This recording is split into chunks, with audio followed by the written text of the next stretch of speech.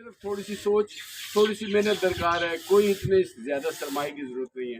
تو چھوٹے موٹے کام آپ اپنی جو افرادی قوت سے اپنی مدد آپ کے تحت بھی آپ کر سکتے یہ ہوتی ہے. بچے گزرتے ہیں، نمازی گزرتے ہیں، ان کے لیے بڑی پریشانی ہوتی ہے، ٹھیک ہے نا. تو انشاءاللہ جی ہم اپنی مدد آپ کے تحت آپ بھی سے ٹھیک انشاءاللہ. کریں گے. آپ واپسی آئیں گے تو یہ راستہ ٹھیک ہوگا انشاءاللہ جی. پاکستان.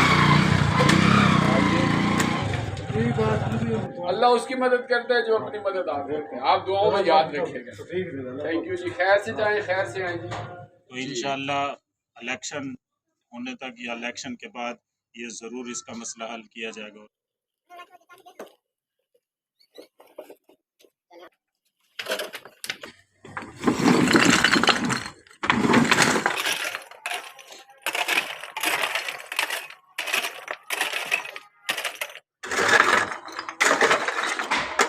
یہ فالتو ہم نے کچرا اکٹھا کیا ہے پورے محلے میں سے، مختلف جگہوں سے، اور اس کو اس جگہ پہ پھیلا کے اس کے اوپر مٹی ڈال دیں گے.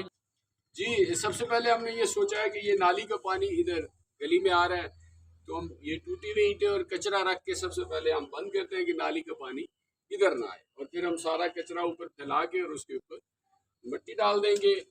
اور دیکھیں کسی کام میں آر نہیں سمجھنی چاہیے.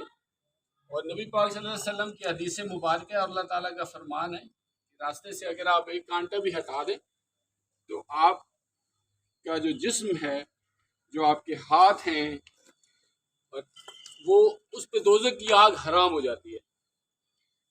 تو بس اللہ تعالیٰ بے شک اپنے وعدے کے خلاف نہیں کرتا. تو یہ میں کوئی کام خود نمائی کے لیے نہیں کر رہا، صرف اس لیے کر رہا ہوں کہ دیکھیے سفید داڑھی کے ساتھ اس عمر میں اگر میں یہ کام کر سکتا ہوں تو ہمارے نوجوان اس سے بھی بڑے بڑے کام کر سکتے ہیں.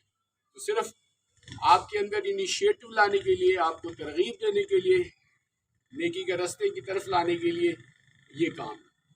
تو اس کو مثبت لیجئے، منفی نہ لیجئے. Thank you.